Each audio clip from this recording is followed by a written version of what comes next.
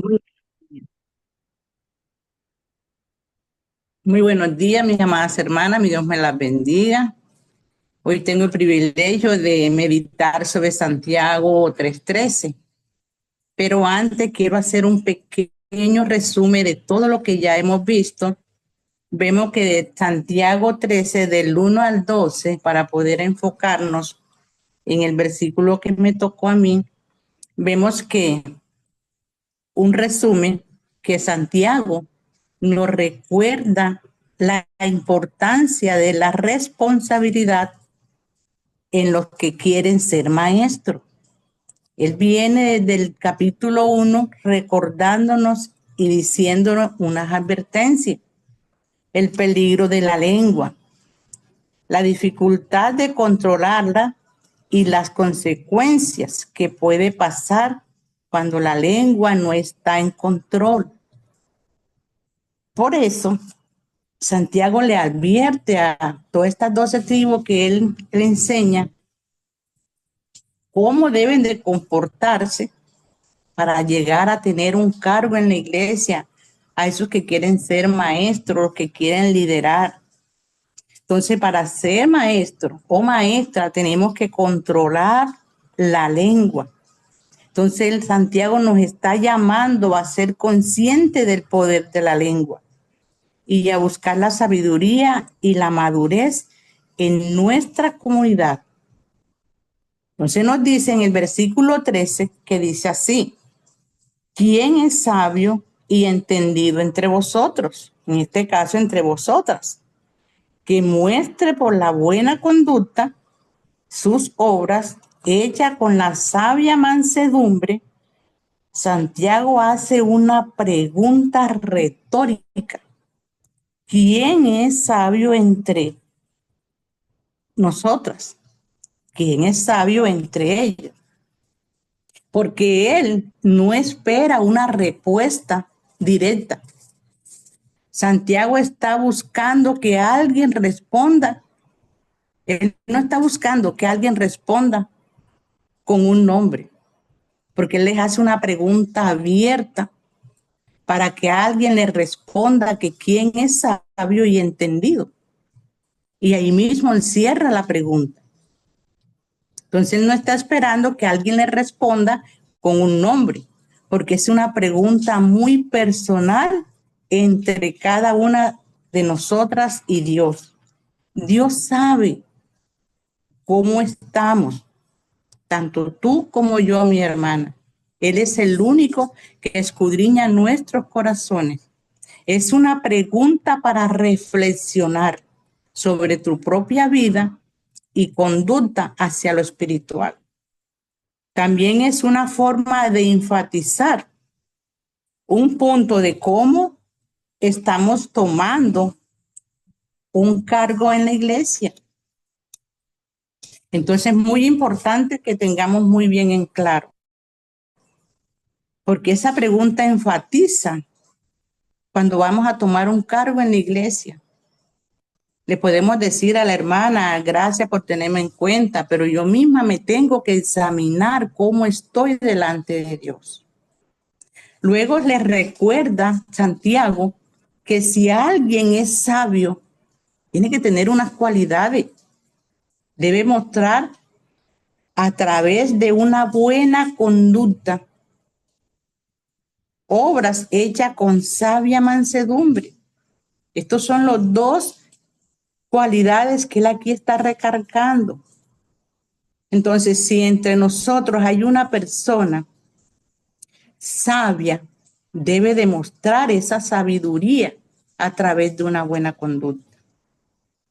En otras palabras, Santiago está diciendo que la sabiduría no se demuestra solo con las palabras, sino con acciones y una vida de integridad y mansedumbre.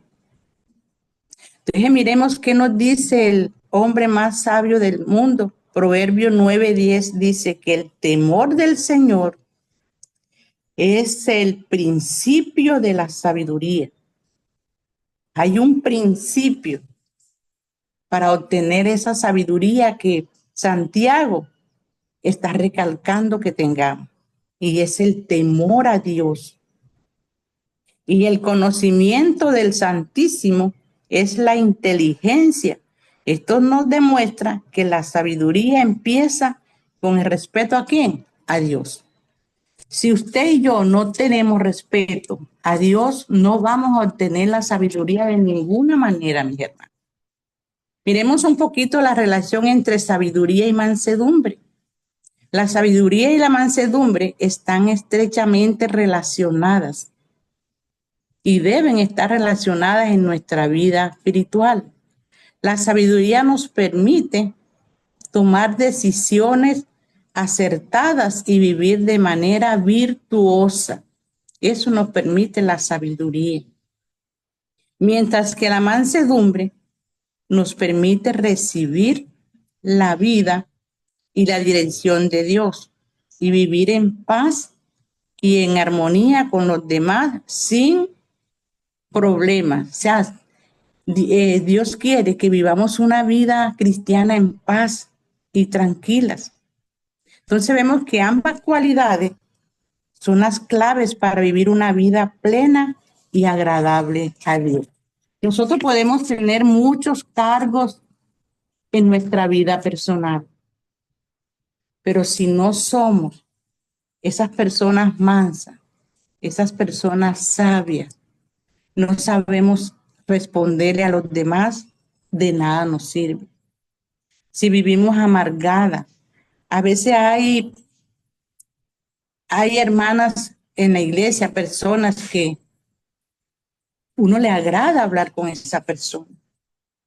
A veces también encontramos personas que uno le da temor acercarse a ellos, pero son nuestros hermanos, porque Dios murió por cada una de ellas también. Entonces, ¿qué debemos de nosotros hacer? Orar unos por otros. ¿Por qué? Porque si la sabiduría que Dios me da a mí no puede ser la sabiduría que Dios le da al otro, ¿o sí? No. La sabiduría que Dios quiere es para todos nosotros, porque Él dice que si cuando estamos falta de sabiduría, pidámoslas, dice el mismo Santiago, que nos las da sin reproche. Dios no es egoísta. Y cuando Dios nos da algo a nosotros, no nos las quita, porque eso no tiene caso para devolverlo. Nosotros sí, muchas veces. Y cuando éramos niños peleábamos y decíamos, no, yo te di esto y como ya estoy brava contigo, te lo quito. Dios no es así. Dios a cada uno de nosotros nos ha dado unas cualidades y unos dones para que vivamos delante de su presencia en armonía y en paz y que demostremos que ese espíritu de Él está entre nosotros. Miremos Proverbio 3:13, dice que bienaventurado el hombre que haya la sabiduría y que obtiene la inteligencia, o sea, la sabiduría es un tesoro valioso que trae bendición y felicidad, como el que rescata las esmeraldas en el mar. ¿Encuentra qué? Un tesoro valioso. Entonces, cuando nosotros obtenemos esa sabiduría a través de Dios y el poder de su Espíritu Santo, traemos bendiciones a quién? A nuestra familia, a nuestros esposos, a las que tienen los esposos sin que son cristianos, a los que tienen hijos que no son cristianos. Entonces, ese es lo que quiere Santiago, que seamos sabios en el ámbito espiritual para que podamos tener que esa sabiduría y no cometer errores. Entonces, primera de Pedro 3:13 dice, ¿y quién es el que nos hará mal si nosotros seguimos el bien? En nuestra vida espiritual hay muchos que no están de acuerdo con nosotros, pero si nosotros estamos conectadas con Dios, nadie nos va a poder hacer daño. ¿Por qué? Porque Dios está allí con nosotras. Si Dios es mi escudo, yo no le temo a nadie. Si Él está conmigo, ¿por qué debo de intimidarme? El mismo Santiago en el 2:26 dice, como el cuerpo sin el espíritu está muerto, así la fe sin obra está muerta. Entonces, si tu cuerpo no está íntegro, no tiene buenas obras. Si nuestro cuerpo no hay una integridad, no hay una buena obra, mis hermanos. ¿Y estamos qué? Estamos muertos. Hay un joven en la Biblia que me gusta mucho el libro de Job. ¿Por qué? Porque el libro de Job es un libro que está lleno de comentarios, está lleno de historia, está lleno de muchas cosas. Vemos allí, quise llevarlas allí un momentico. En el libro de Job vemos cómo estos tres amigos de Job llegan ante Job, eso lo vemos en Job 32, del 4 al 9. Miramos un momentico.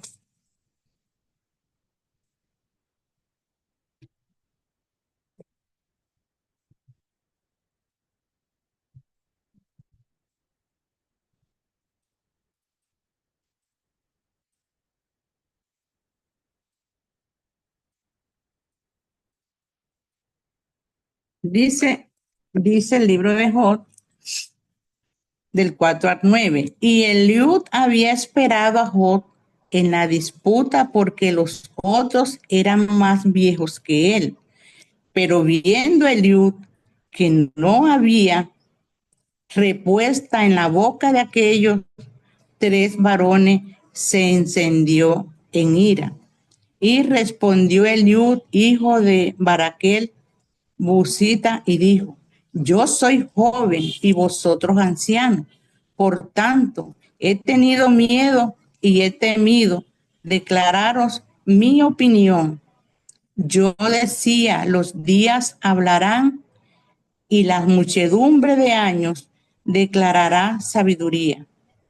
Ciertamente, espíritu hay en el hombre y el soplo del omnipotente le hace que entienda. No son los sabios los de mucha edad, ni los ancianos entienden el derecho. Miremos aquí esta pequeña historia y es muy bonita, que vemos que Eliud era un hombre joven, era un jovencito. Y cuando él llega aquí, que aparece en la visita de Job, ya encuentra a sus tres amigos que se suponía que eran los tres hombres más sabios de entonces, los que venían a juzgar a Job, los que conocían el corazón de Job supuestamente, porque eran altamente sabios.